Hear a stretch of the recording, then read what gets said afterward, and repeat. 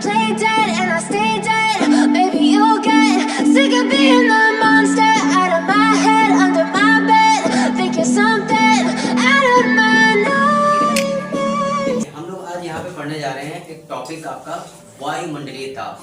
ठीक है, जो थ्योरी हम लोग पढ़ते हैं वहाँ पे बार बार आता है वायुमंडलीय ताप, जिसको इंग्लिश में हम लोग कहते हैं एटमॉस्फेरिक प्रेशर। हमारे चारों जो ये एटमॉस्फेयर है, जो वायुमंडल है, ये हमारे ऊपर क्या करता है, दाब लगाता है। इस दाब को हम महसूस कैसे करते हैं, इसे शायद एक्सप्रेस ना कर पाए, हम इसे प्रैक्टिकली देखेंगे कि एटमॉस्फेरिक प्रेशर कैसे वर्क करता है। वायुमंडलीय दाब जो है वो हमारे आसपास की चीज़ों पे कैसे लगता है, उसको प्रैक्टिकल करके हम देखेंगे। तो यहाँ पर आकृति त्रिपाठी जो है हमारी छात्रा, ये कितना हंसता है भाई।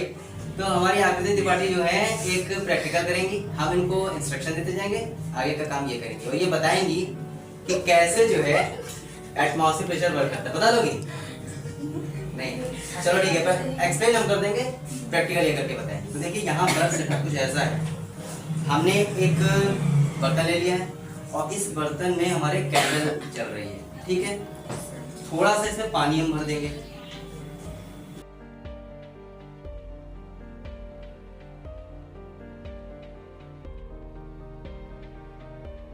और आगे का प्रोसेस हो तो पानी दिखे भी, उसके लिए थोड़ा सा कलर ऐड कर देंगे। इसमें थोड़ा सा कलर ऐड करो,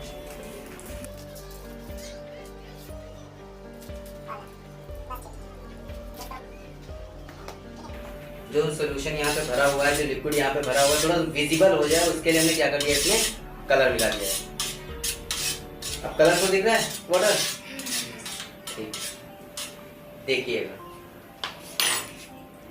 क्या हो रहा है, इसको देखिएगा, वो क्यों हुआ बाद में हम आपको बोर्ड पे एक्सप्लेन करेंगे। ठीक है, तो आकृति जो है इस जार को इस कैंडल के ऊपर ढकेंगी। ठीक है, तो अब आकृति जो है इसको ढकेंगे धीरे से। आप लोग देखिएगा यहाँ पे क्या होता है,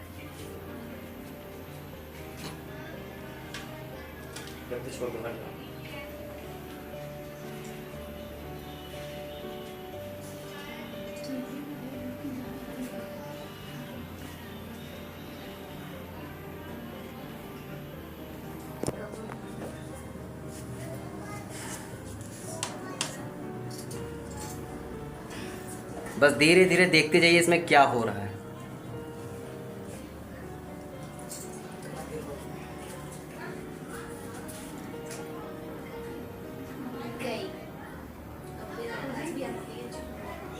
बुझ गई कैंडल?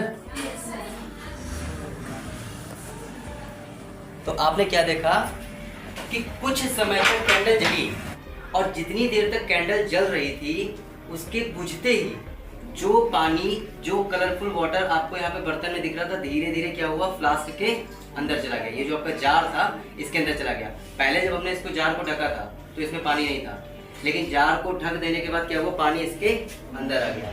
अब पास से आकर के अगर कोई देखना चाहे तो देखो, अगर देखो देखो क्या वाटर इसके अंदर घुसा है कि नहीं, जार के अंदर, ठीक है, करीब यहाँ तक लेवल है देखो, जबकि पहले ऐसा नहीं था।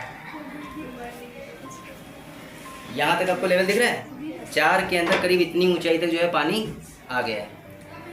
ये एटमॉस्फेरिक प्रेशर की वजह से हुआ है। और क्या हुआ है एक्सप्लेन करते हैं।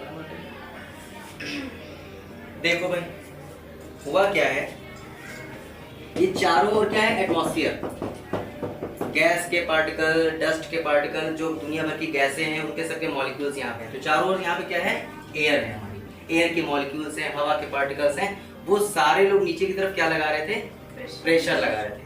और इस समय अंदर भी कुछ ना कुछ ऑक्सीजन होगी। कौन होगी, ऑक्सीजन। हर किसी चीज को जलने के लिए, बर्न होने के लिए ऑक्सीजन की जरूरत होती है। कैंडल भी अंदर तभी जल रही थी जब इसको क्या मिल रही थी, ऑक्सीजन। लेकिन इस जार को ढकने के बाद इस जार के अंदर जितनी भी ऑक्सीजन थी वो सारी ऑक्सीजन खर्च हो गई इस कैंडल को जलवाने में। देखा था ढकने के बाद भी काफी देर तक कैंडल जल रही थी। वो क्यों जल रही थी, क्योंकि जितनी भी ऑक्सीजन इसमें भरी थी वो सारी ऑक्सीजन इस कैंडल ने यूज कर ली। और बुझी क्यों, क्योंकि जब सारी ऑक्सीजन अंदर की खत्म हो गई तो अब ऑक्सीजन तो थी नहीं, तो ऑक्सीजन की एब्सेंस में अब ये कैंडल नहीं जलेगी, क्योंकि जलने के लिए ऑक्सीजन चाहिए। और जब ऑक्सीजन अंदर खत्म हो गई तो कैंडल क्या हो गई, बुझ गई। अंदर की सारी हवा क्या कर ली गई, यूज कर ली गई। तो अंदर क्या हो गया, वैक्यूम हो गया। क्या हो गया, वैक्यूम, अंदर सब वैक्यूम, बिल्कुल खाली जगह हो गई। जब अंदर खाली जगह हो गई तो अंदर का जो दाब था, जो प्रेशर था, वो क्या हो गया, कम हो गया। जार के अंदर का दाब क्या हो गया, कम। एक नियम है, साइंटिस्ट है बर्नौली, बर्नौली ने कहा है कि हमेशा हाई प्रेशर से लो प्रेशर की तरफ जो है लिक्विड फ्लो करेगा। जो लिक्विड होता है वो हाई प्रेशर से लो प्रेशर की तरफ फ्लो करेगा। यहाँ पर भी एयर क्या कर रही थी, दाब लगा रही थी, और यहाँ पे अंदर जो ऑक्सीजन थी वो क्या कर रही थी, दाब लगा रही थी। दोनों दाब बराबर थे। लेकिन जब अंदर की हवा खत्म हो गई, अंदर एयर सारी खत्म हो गई, तो अंदर का दाब क्या हो गया, घट गया, कम हो गया, और बाहर का जो दाब था वो क्या हो गया, ज्यादा हो गया। बर्नौली कहते हैं कि हाई प्रेशर से एयर कहाँ भागेगी, लो प्रेशर की तरफ। अब ये जितनी भी एयर थी, इसने क्या किया, यहाँ पर दाब लगाना शुरू कर दिया। जो बर्तन में लिक्विड भरा था साइड में, इस पे क्या लगने लगा, दाब। वायुमंडल के द्वारा लगने वाला दाब, वायु के द्वारा, एयर के द्वारा लगने वाला दाब क्या कहलाता है, वायुमंडलीय दाब। तो ये सारा दाब अब कस के जो है इस लिक्विड पे लगने लगा, जिसकी वजह से इस लिक्विड पे दाब हो गया ज्यादा, और जार के अंदर दाब क्या था, कम। तो सारा लिक्विड कहाँ जाने लगा, जार के अंदर, जिसकी वजह से कुछ समय के बाद, कैंडल बुझने के बाद, बाहर जो पानी था वो जार के अंदर चला गया। और जार के अंदर पानी को भेजा किसने, एयर प्रेशर ने, जो हवा का दाब था उसने। और ये जो हवा दाब लगा रही है पानी के ऊपर, और पानी उस दाब की वजह से चला गया कहाँ, जार के अंदर। इस दाब को ही हम कहते हैं वायुमंडलीय दाब। इस समय भी हम लोग खड़े हैं, हम लोग बातें कर रहे हैं, हम पर, इन पर, सभी पर एयर का प्रेशर लग रहा है, वायुमंडलीय दाब लग रहा है, हम उसे महसूस नहीं कर पाते हैं। पर प्रैक्टिकल करके हम लोगों ने यहाँ पर देखा कि पहले जब तक कैंडल जल रही थी तब तक लिक्विड अंदर नहीं गया। जब सारी एयर खत्म, अंदर प्रेशर कम हो गया, बाहर प्रेशर ज्यादा हो गया, तो हाई प्रेशर से लो प्रेशर की तरफ लिक्विड फ्लो करता है। तो बाहर जो पानी था उस पर प्रेशर क्या लगा, ज्यादा, और जार के अंदर क्या था, प्रेशर कम।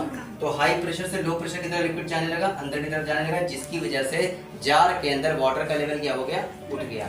इस समय भी अभी देखिए, जो बाहर लिक्विड था वो खींच के कहाँ चला गया, अंदर, और जार के अंदर कुछ लेवल तक ऊपर लिक्विड उठ गया है।